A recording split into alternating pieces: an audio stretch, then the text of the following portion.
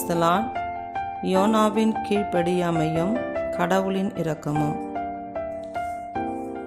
ஆண்டவர் யோனா கிட்ட சொல்கிறாரு, நீ புறப்பட்டு நினைவே மாநகருக்கு போய் அதற்கு அழிவு வரப்போகிறது என்று அங்குள்ளோருக்கு அறிவி அப்படின்னு சொல்கிறாரு.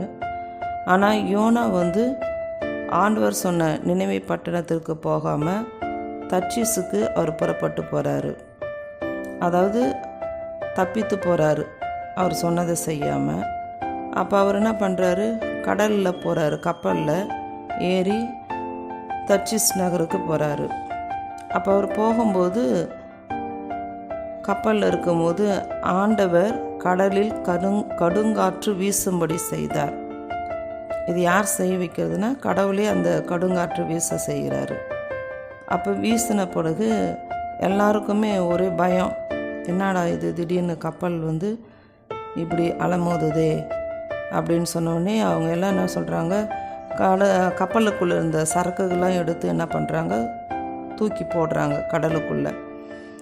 அப்போ தூக்கி போட்டுன்னு எல்லாம் ஒவ்வொரு திசையாக பயந்துக்கிட்டு கொண்டுன்னு இருக்கும்போது யோனா மட்டும் என்ன பண்ணுறாரு, கப்பலின் அடித்தட்டுக்கு போய் படுத்து அமர்ந்து தூங்கி கொண்டிருந்தார் அப்படின்னு இருக்குது.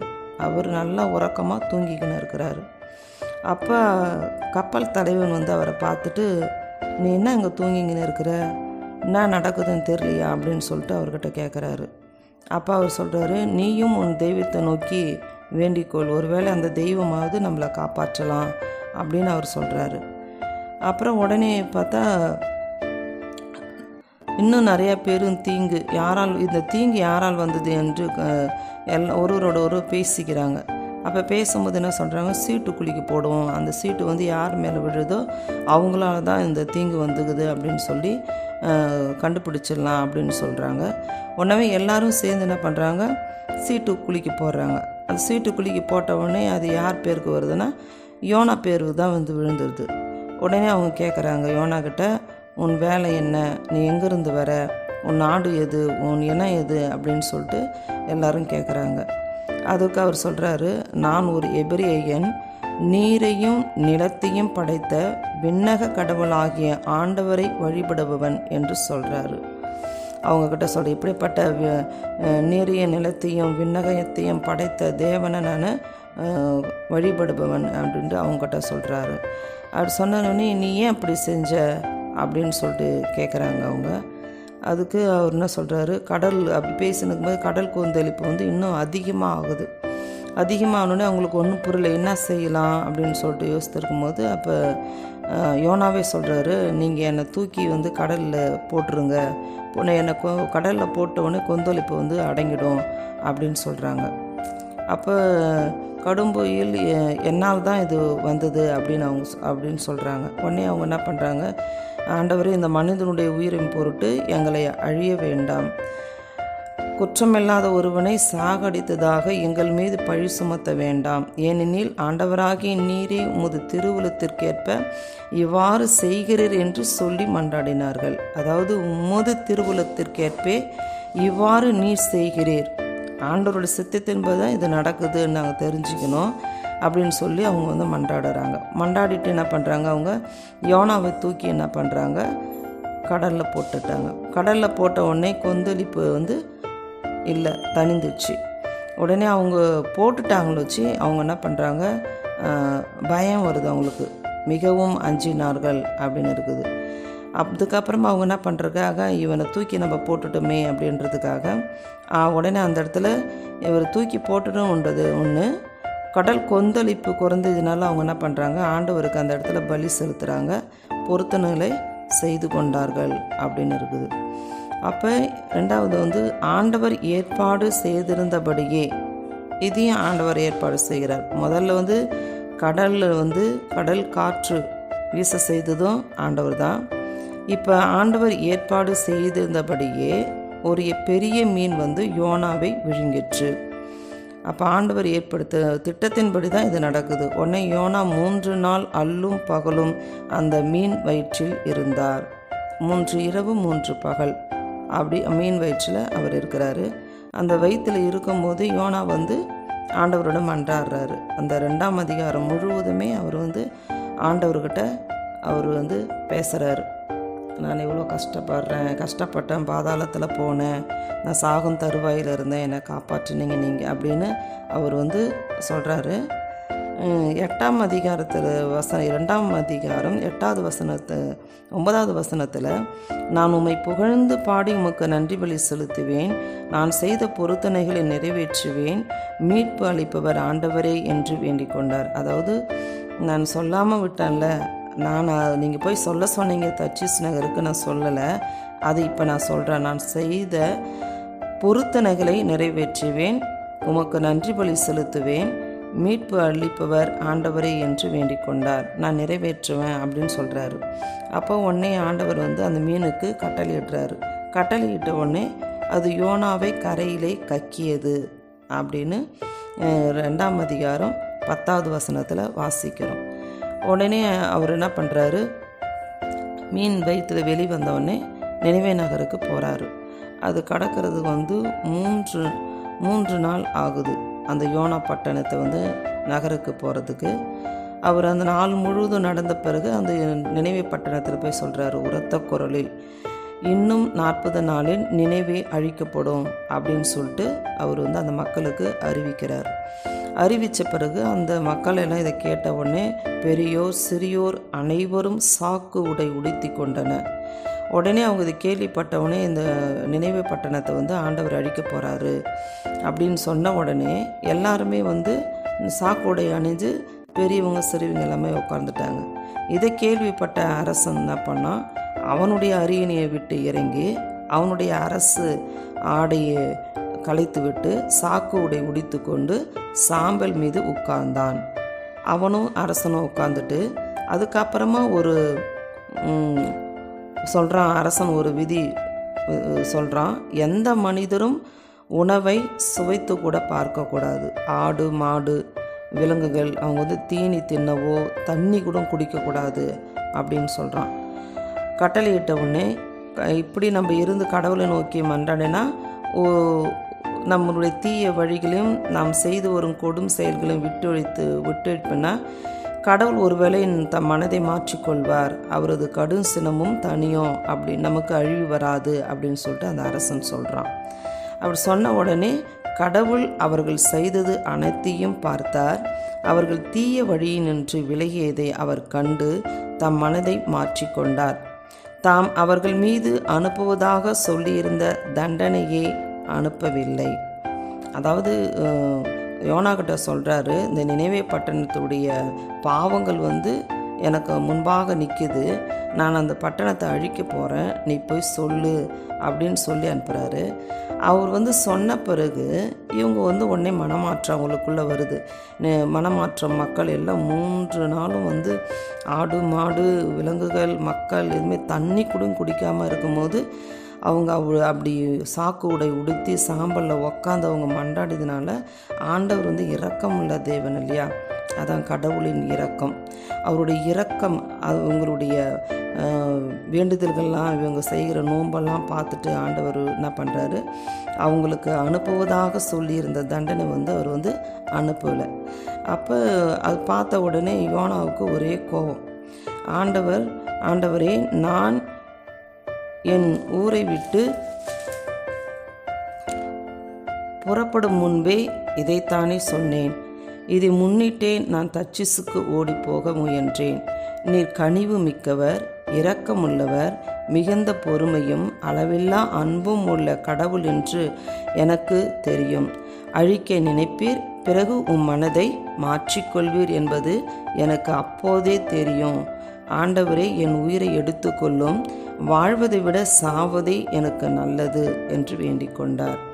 அப்படின்னா அவர் யோனா என்ன நினைக்கிறான்னா, நீங்கள் சொன்னீங்கல்ல நினிவே பட்டணத்தை நான் அழிக்க போகிறேன் அப்படின்னு நீங்கள் சொன்னீங்கல்ல, நான் போய் சொன்னேன்ல, அப்போ ஏன் அழிக்கலை அப்படின்றது நான் சொன்ன இது மாதிரி யோனா சொன்ன போலே இந்த நினிவே பட்டம் அழிஞ்சிடுச்சு அப்படின்னு எல்லாரும் நினைக்கணும் அப்படின்றது ஒரு தாட்டு இதை தெரியுது.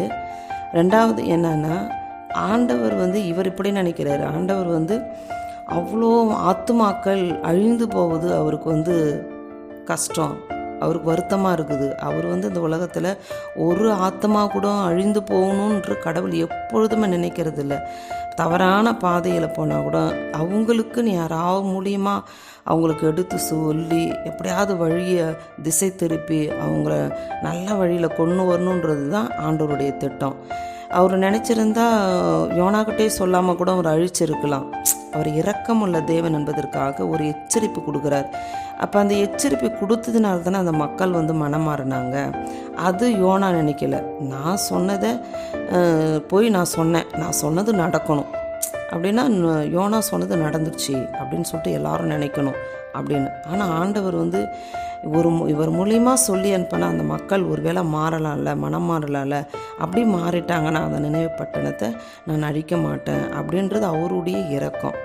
இப்போ இவர் சொன்னதுனால தான் அவங்க எல்லாருமே ஆடு மாடு எல்லா விலங்குகளும் தண்ணி குடிக்காமல் 3 வேளை இருக்கும்போது கடவுள் எப்படி அவங்க மேலே இரக்கம் கொள்ளாமல் இருப்பார்.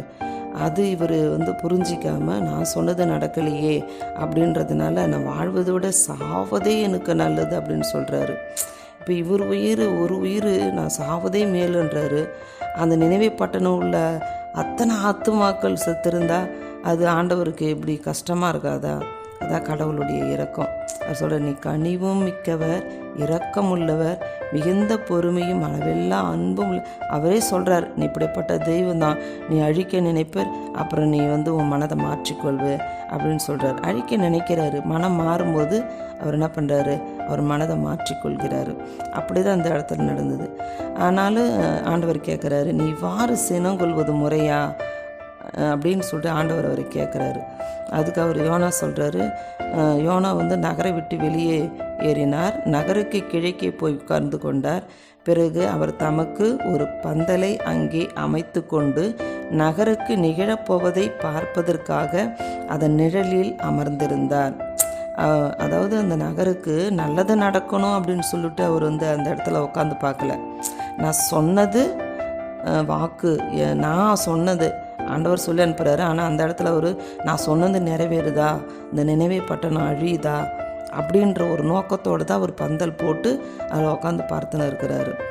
அப்போ இந்த இடத்துலையும் வந்து ஆண்டவரது ஏற்பாட்டின்படி ஆமணக்கு செடி ஒன்று அங்கே முளைத்தது. அது வளர்ந்து யோனாவின் தலைக்கு நிழல் தந்தது. ஆமணக்கு செடி வந்து குளிர்ச்சியான ஒரு செடி. அது வந்து அவருடைய தலைக்கு மேலே நிழல் தந்ததுனால அவருக்கு மன சோர்வை நீங்கி ஆமணக்கு செடியை கண்டு அவர் என்ன பண்ணுறாரு? யோனா மிகுந்த மகிழ்ச்சி அடைகிறார். ரொம்ப சந்தோஷம். சரி, இந்த ஆமணக்கு செடி வந்து நம்மளுக்கு நிழல் கொடுத்தது, நல்லா குலுன்னு இருக்குது அப்படின்னு சொல்லிட்டு ஆமணக்கு செடியை கண்டு யோனா மிகுந்த மகிழ்ச்சி அடைந்தார். ஒரு நிழல் தடுகிற ஒரு நிரந்தரம் கிடையாது. அந்த செடி ஒரு குறிப்பிட்ட நாளுக்குரியது தான். அதுக்கப்புறம் அது அழிந்து போகும். அது நிழல் தந்தது அப்படின்னு அவரு சந்தோஷப்படுறாரு. ஆனால் ஆண்டவர் அத்தனை நினைவே மக்கள் எல்லாம் அவங்க பாவத்தை அறிஞ்சு 3 நாளும் அவங்க தண்ணி குடிக்காமல் ஆடு மாடெல்லாம் இருந்து அப்படி அவங்க ஆண்டவரோட மன்றாடும் பொழுது ஆண்டவர் அவர்களை பார்த்து மகிழ்ச்சி கொள்ள மாட்டாரா? எவ்வளோ மகிழ்ச்சி கொள்வார். இவர் ஆமணக்கு செடியை பார்த்து அவருக்கு நிழல் கொடுத்ததுன்றதுக்காக அவர் அவ்வளோ மகிழ்ச்சி அடையும் போது இந்த மக்களெல்லாம் மாறிட்டாங்கன்னும் போது ஆண்டவர் எவ்வளோ மகிழ்ச்சி அடைவார். அதுதான் ஆண்டவருக்கும் நமக்குள்ள வித்தியாசம். அதனால தான் ஆண்டவர் சொல்கிறார், உன்னுடைய நினைவுகள் என்னுடைய நினைவுகள் அல்ல அப்படின்னு சொல்கிறாரு. அதுக்கப்புறமா ஆண்டவருடைய கட்டளையின்படி எல்லாமே அவருடைய கட்டளையின்படி தான். உடனே பொழுது விடியும் நேரத்திலே ஒரு புழு வந்து என்ன பண்ணுது? ஆமணக்கு செடியை வந்து அரித்து சுத்தமாக எடுத்துருது. உடனே அவருக்கு என்னன்னா அவர் கடவுளின் கட்டளையின்படி கிழக்கிலிருந்து அனல் காற்று வீசிற்று. கடும் வெயில் வந்து யோனா மீது படவே அவருக்கு வந்து மயக்கம் உண்டாயிற்று. அந்த ஆமணக்கு செடி வந்து புழு அரித்த உடனே அவர் தலைக்கு நிழல் இல்லை. அந்த நேரத்தில் கடவுளின் திட்டத்தின்படி கிழக்கிலிருந்து அனல் காற்று வீசுனோடனே அவருக்கு மயக்கம் வர மாதிரி இருந்தது. உடனே அவருக்கு அந்த மயக்கம் வந்தோடனே ஒரே கோபம். நான் வாழ்வதை விட நான் சாவதே நல்லது அப்படின்னு ஒரே கோபம் அவருக்கு. அப்போ கடவுள் வந்து யோனாவை நோக்கி கேட்குறாரு, ஆமணக்கு செடியை குறித்து நீ இவ்வாறு சினங்கொள்வது முறையா அப்படின்னு கேட்குறாரு. அதுக்கு யோனா, ஆம் முறைதான். எப்படிப்பட்ட பதில் பற்றி ஆண்டவர்கிட்ட. ஒரு ஆமனுக்கு செடி வந்து நிழல் கொடுக்கல, அது அரிச்சு போச்சுன்னொடனே ஆம் முறைதான் அப்படின்னு அவர் ஆண்டவர்கிட்டே அவர் முறையிடுறாரு. நான் செத்து போகும் அளவுக்கு நான் சினங்கொள்வது முறையே என்று சொன்னார். எப்படி பதில் சொல்கிறார் பாரு ஆண்டவருக்கு. அப்போ ஆண்டவர் சொல்கிறாரு, அந்த செடி ஒரு இரவில் முளைத்தெழுந்தது, மறு இரவில் முற்றும் அழிந்தது. நீ அதற்காக உழைக்கவும் இல்லை, அதை வளர்க்கவும் இல்லை, அதற்கு இவ்வளவு இரக்கம் காட்டுகிறாயே. இந்த நினிவே மாநகரில் 126,000 மேற்பட்ட மக்கள் இருக்கிறார்கள். அவங்களுக்கு வந்து வழக்கை எது இடக்கை எது என்று கூட சொல்ல தெரியாத இத்தனை மக்களும் அவர்களோடு எண்ணிருந்த கால்நடைகளும் உள்ள இந்த மாநகருக்கு நான் இரக்கம் காட்டாமல் இருப்பேனா அப்படின்னு சொல்கிறார் ஆண்டவர். ஒரு ஆமனுக்கு செடி வந்து அழிந்ததுனால இவர் இவ்வளோ ஒரு கோவப்படுறாரு. ஆனால் அது விதை போட்டவரும் இல்லை, அது தண்ணி ஊற்றுறதும் இல்லை, ஒன்றுமே இல்லை. அது இயற்கையாகவே ஆண்டவரால் உருவாக்கப்பட்டது. ஆனால் ஆண்டவர் இந்த மக்களை ஆண்டவர் படைத்தது, நம்மளை ஆண்டவர் படைத்தார், அவர் உருவாக்குனார், அவர் சுவாச காற்று நம்ம மூச்சு காற்று நம்மளுக்கு கொடுத்தாரு. எல்லாமே அவருடைய படைப்பு. அப்படி படைத்தவருக்கு ஒரு இரக்கம் இருக்காதா? நீ ஒன்றுமே எதுவுமே செய்யாத உனக்கே இப்படி இருக்கும்போது அது அப்படி சொல்கிறாரு. இந்த மக்கள் வந்து இடது கை வலது கைன்னு கூட அவங்களுக்கு சொல்ல தெரியாது அப்படின்றாரு. அப்போ ஆண்டவர் எவ்வளோ ஒரு அந்த மக்கள் மீது இரக்கம் காட்டியிருக்கிறார். இந்த மக்கள் வந்து பாவம் செய்கிறாங்க தான், ஆனால் அவங்களுக்கு தெரியல. அவங்களுக்கு வலது கை இடது கைன்னு கூட தெரியாமல் இருக்கும்போது அப்படிப்பட்டவங்க பாவம் செய்யும்போது ஆண்டவர் மன்னிக்காத இருக்க மாட்டாரா? அவருடைய இரக்கம், நீ இதுக்கே இப்படி இரக்கம் காட்டும்போது நான் படைச்ச என் மக்களுக்கு நான் இரக்கம் காட்டாமல் இருப்பேனா அப்படின்னு ஆண்டவர் எவ்வளோ ஒரு நம்ம மீது எவ்வளோ இரக்கம் வச்சு இருக்கிறார் என்பதை இதில் நம்ம புரிஞ்சு கொள்ளலாம். அதுதான் மனிதனுக்கும் கடவுளுக்கும் உள்ள வேறுபாடு. நம்மளுடைய வாழ்க்கையிலும் யாராவது தவறு நம்மளுக்கு செஞ்சுட்டா கூட உடனே நம்ம என்ன நினைப்போம், அவனை எனக்கு இப்படி தவறு செஞ்சுட்டான், அவனுக்கு ஏதாவது ஒன்று வரும்போது அவனுக்கு ஏதாவது வரணும், ஏதாவது நடக்கணும், ஏதாவது போகணும். அப்படி நடக்கும்போது என்னை இப்படி சொன்னான்ல, எனக்கு இப்படி செஞ்சான் இல்லை, அதனால தான் இவனுக்கு இப்படி நடக்குது அப்படின்னுடைய எதிர்பார்ப்பு மனிதனுடைய எதிர்பார்ப்பு. ஆனால் அது அப்படியே ஆண்டவர் நம்ம பாவத்தில் நம்ம விழுந்து கடந்தாலும் ஆண்டவரை பார்த்து, ஆண்டவரே பாதாள குழியில் சாக்கடையில் இருந்தால் கூட ஆண்டவரே நான் பாவம் செஞ்சுட்டேன், என்னை மன்னிங்க அப்படின்னு ஒரு வார்த்தை சொல்லி அப்பான்னு கூப்பிடும் பொழுது அப்படி உடனே கட்டி பிடித்து தூக்கக்கூடிய தேவன் நம்மளுடைய தேவன். நீ பாவம் செஞ்சுட்டே போ அப்படின்னு சொல்கிற தெய்வம் கிடையாது. அதான் மனிதனுக்கும் ஆண்டவருக்கும் உள்ள வித்தியாசம். ஆண்டவர் இரக்கமுள்ள தேவன். அவர் நம்ம எப்படிப்பட்ட பாவம் செஞ்சாலும் அது உணரும்போது ஆண்டவர் என் மகனே என் மகளே என்று கட்டி பிடித்து முத்தமிடுகிற தேவன். அதனால் ஆண்டவர் நம்முடைய யோனாவை போல நம்மளுடைய மனது இல்லாமல் ஆண்டவருடைய இரக்கம் எப்படி இருக்குதோ அவரை போல் நம்மளும் மனிதர் மேலே எவ்வளோ ஒரு இரக்கம், அன்பு, பாசம், ஒரு இடது கை வலது கையை தெரியாத மக்கள் அப்படின்னு எவ்வளோ ஒரு இரக்கம் காட்டுறாரோ அதே போல் நாமளும் நம்மளுடைய வாழ்க்கையிலும் யார் நம்மளுக்கு தவறு செஞ்சாலும் யார் நம்மளுக்கு கெடுதல் செஞ்சாலும் அதை மன்னிக்கக்கூடிய ஒரு தன்மையை நம்ம வளர்த்துக்கணும். யோனாவை போல் அவங்க எனக்கு செஞ்சாங்களே, அவங்க வாழ்க்கை நல்லா இருக்கக்கூடாது, எனக்கு செஞ்சாங்களே அதனால தான் இவங்களுக்கு இப்படி வந்தது அப்படின்னு எண்ணம் கூட நம்மளுடைய இருதயத்தில் நம்ம நினைக்கக்கூடாது அப்படின்றது தான் இதில் நம்ம புரிஞ்சுக்கிறணும். இந்த கடைசியில் இது 4ஆம் அதிகாரத்தில் 10வது வசனம், அந்த வசனம் எனக்கு 10, 11 இந்த வசனங்கள் இந்த லாஸ்ட்டில் எனக்கு எப்பயுமே ரொம்ப பிடிக்கும் இந்த வசனம். அதாவது இந்த நினிவே மாநகரில் 126,000 மேற்பட்ட மக்கள் இருக்கிறார்கள். வலக்கை எது இடது கை எது என்று கூட சொல்ல தெரியாத இத்தனை மக்களும் அவர்களோடு எண்ணிருந்த கால்நடைகளும் உள்ள இந்த மாநகருக்கு நான் இரக்கம் காட்டாமல் இருப்பேனா அப்படின்னு எவ்வளோ அழகாக ஆண்டவர் சொல்கிறாரு. அதனால் இதை யோனாவை போல் நம்ம இல்லாமல் ஆண்டவர் நமக்கு எப்படி ஒரு மனிதர் மேலே இரக்கம் காட்டுறாரோ அதேமாரி நம்மளும் நம்மளுடைய வாழ்க்கையில் நம்ம சுற்றி இருக்கிறவங்க மத்தியில் நம்மளுக்கு கெடுதல் யாருன்னா செஞ்சாலும் அவங்கள மன்னித்து ஏற்றுக்கொள்ளக்கூடிய மனப்பக்குவத்தை நமக்கு ஆண்டவர் கொடுக்கும்படியாகவும் பரிசுத்த ஆவியானவர் நம்மளை வழிநடத்தும்படியாகவும் வேண்டிக் கொள்வோம். ஆமேன்.